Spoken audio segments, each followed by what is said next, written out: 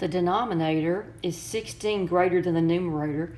So call the numerator x and the denominator x plus 16. And that is equal to 80%.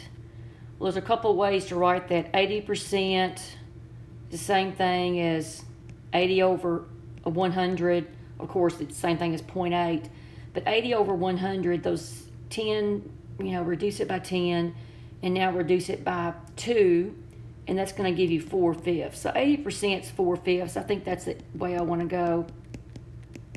And then if you have one fraction equal to another one, you can cross multiply. So that's going to be 5x equal 4 times an x plus 16. If you can skip that step and go directly here, that's great. 4x plus 64. Subtract 4x from both sides, and that gives you x equals 64. But the problem says, what is the denominator? So the denominator will be 64 plus 16.